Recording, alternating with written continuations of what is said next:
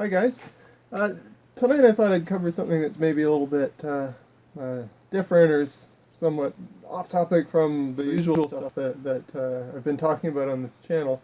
But hopefully it'll be something that can help somebody out. Because I couldn't find a lot of information on this myself other than people complaining about sort of a similar problem to what I had. So when we bought this property and older log home, and we were doing some renovations and things like that, I've discovered a whole bunch of different little goodies left behind by previous owners that have the potential of being really good stuff, but are in disrepair or have broken handles and things like that. This is one of them. This is a half-ton Cyclone chain hoist. I guess Cyclone is the name of the type of hoist, and it's a chain hoist. So essentially, you've got well, the way it's supposed to work is you've got sort of a circular loop of chain here that raises and lowers this piece of chain. So in one direction, it should turn fairly freely in one direction, and this does a lifting action. And the other direction, you can hear there's a little cam in there catching on a gear, so it can't easily rotate backwards. But if you pull it in the other direction, it should lower this section. And it should lower without a whole lot of effort. But this thing was definitely not doing that. Like I was putting my whole body weight on it, jumping up and down, trying to use some leverage, and I couldn't get the thing to budge. And I've seen a lot of people writing on the internet that they also have to do the same thing. Have two guys hanging from this side to get it to move, and so but no solutions being offered. So I thought I'd just crack this open, which I had to do, and just show you what, at least for this unit, and most of them are very similar, what needed to be done to free it up and get it working again. And it's not that complicated to do, but there are a bunch of parts in there, and two of them are not metal, although they look metal, and I almost made a costly mistake of damaging them. So hopefully somebody will find this of some use, and and not mess up the device while they're trying to fix it. So here we go. So now that we've got the chain hoist up on the workbench, we'll just undo these 3 Allen screws, and that'll allow the front face bezel to come off, and will allow us to remove this the up and down controlling chain. And there's really nothing to this at all. You just undo these bolts. Alright, so now these bolts are removed, and the front cover comes off, and we can just set him aside. And now we can get this this control chain out of the way. And this chain literally is it's an endless loop.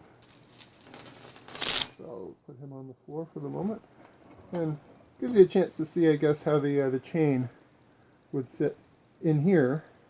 One loop laying flat and the other loop laying at 90 degrees to it, and that's what gives us the pulling power.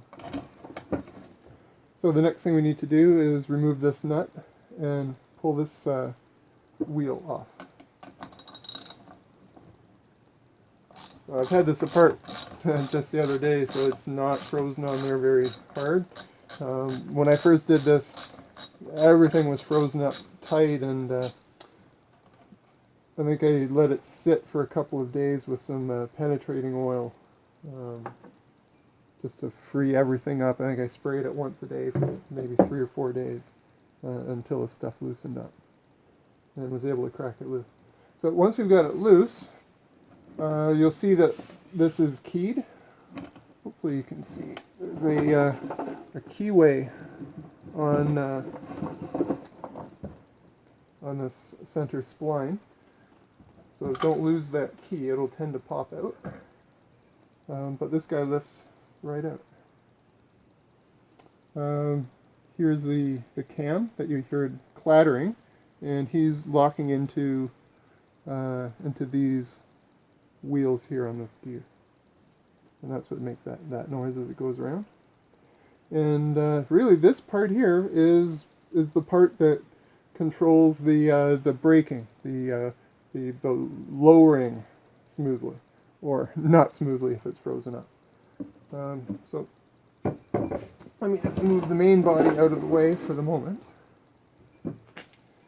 Now, this was a bit of a challenge for me to back off of here, and really I didn't know even how this thing backed off. I didn't know if I had to tap it straight out or what. I did know that that this was sort of a sandwich material, and you can see, hopefully you can see, there's a couple of different layers in there of what I thought was a couple of different layers of metal that sandwich and squeeze together to form the braking action. What I didn't know is that these things are not just sitting in here and can press straight out. This is actually threaded in here. So this thing needs to rotate in order to come out. And that took some doing. I actually had to clamp this thing with some pieces of wood on here into a vise, and get a bar and a hammer, and essentially bang on this until this started to move.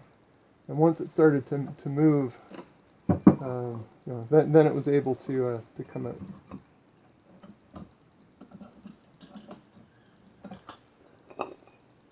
So you can see hopefully you can see the thread on there with a mating thread here. And the function of the thread, apart from making it handy to hold everything together, is that when there's some weight on here, and this thing is going to want to unwind because the weight is pulling this thing down in this direction, it's pulling it down such that this thing is getting tighter. So the more weight that you've lifted, and the more it's wanting to rotate this way, the tighter these threads are squeezing down into here. So this is essentially like a brake pad on your car, squeezing onto this flat surface. And there's another brake pad here.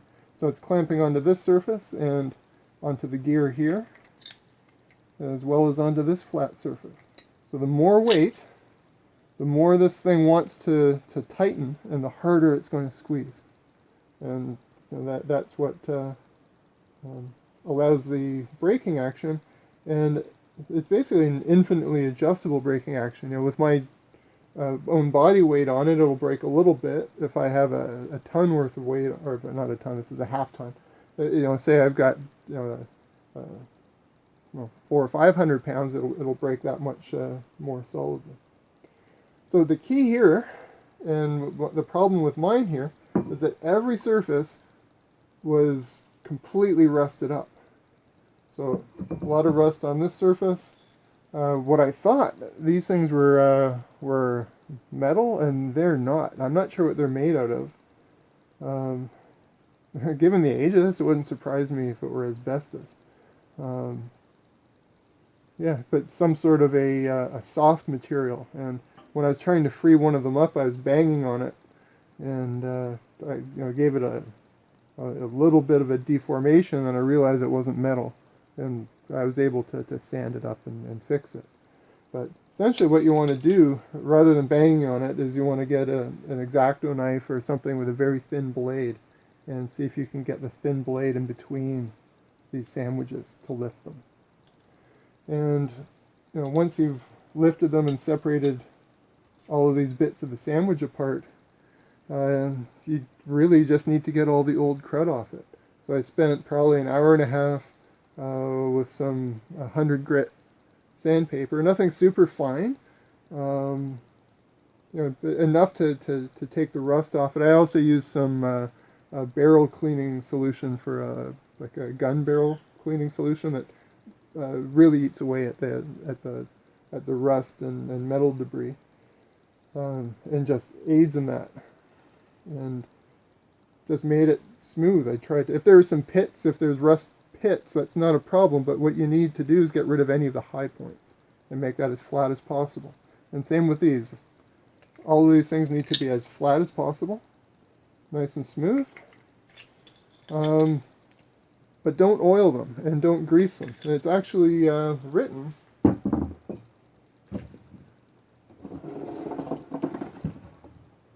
Let's see if I don't know how well you're going to be able to see this, but it's actually cast right here. Do not oil the brake. It's cast right into the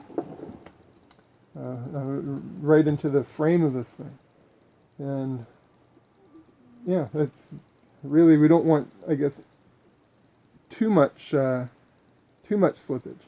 But really, that's about it. Now, getting them back together, one or two tiny little tricks. One of the things that we need to do is, as this guy goes back on, we need to line this key up with the keyway, while simultaneously having this cam pulled back so that I can set this thing down and have him fit. I guess it would be this way. Set this guy down and fit into here. So the way I was doing that, first of all, we'll screw this guy back in here. And this can be a little bit fiddly. Sometimes this takes me a minute to get it. And don't cross thread it, so just take a minute or two and just make sure you get it nicely threaded up. And then the beauty of this too is that once it's threaded in here, now I don't have to worry about all the bits of the sandwich coming apart. Now I can just focus on getting the keyway lined up with the key here. What you'll find is that this will often be pushed right down to the bottom, and it just makes it difficult to line them up. So just slide them up to the top. If he's too high, later when we put that nut back on the top of it, it'll push it down and it'll be fine. The other little trick is that you need this thing pulled back, and it can be a little bit sort of difficult to coordinate doing that. So what I was using was just either a very thin string, or just an old bit of plastic that's nice and thin, and then I can pull it back and hold it, and then just let one end go and pull them free. So we'll see how painful this will be for me to do. Of course, it's always going to be harder when I'm trying to film something. Right? Okay. And of course, you're also trying to do this one-handed. So let's eyeball down here and see if we can line this keyway up.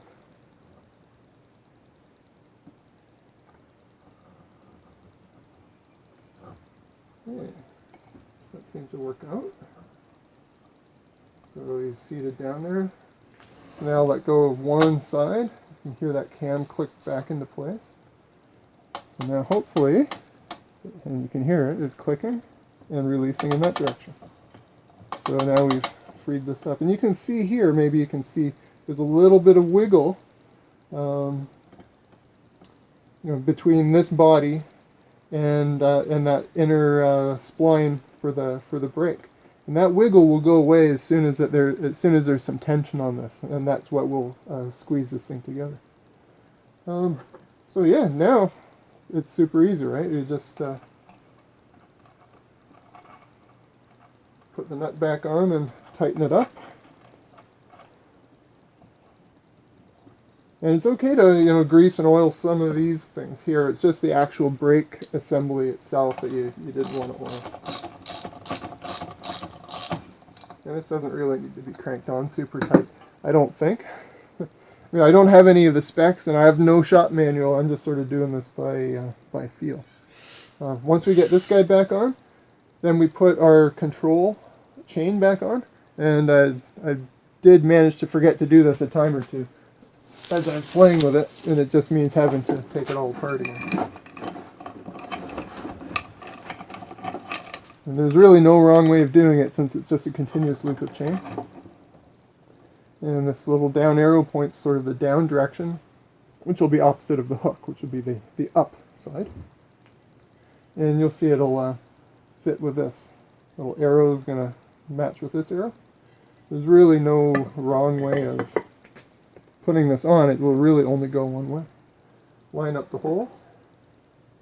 Bolts go back in.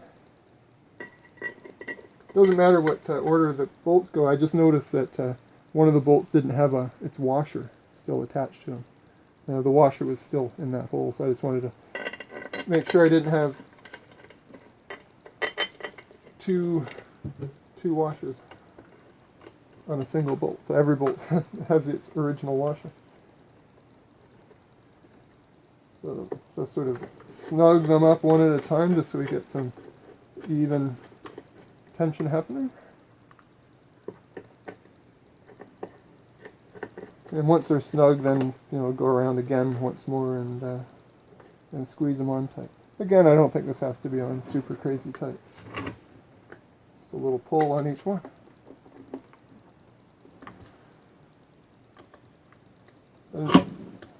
And really, that's all there is to it. So there's really no need to live with with one of these guys that's misbehaving and not easily allowing you to drop it.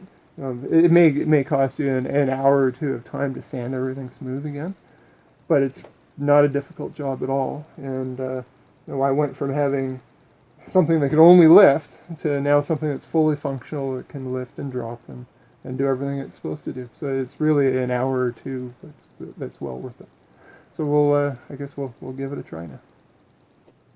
So when you get done putting it all back together, you should hear the cam clicking in this direction, no noise in that direction, and now you can test it by putting a bit of weight on it. And what I've done here, so let me tilt down so you can see, is I've created a little loop down here so I can just put my foot in here and put my body weight on it and just raise myself up and down. And probably what you'll see is when I first put my weight on here, it'll rotate backwards a little bit until I pull on the lifting side, and that will lock the brakes up.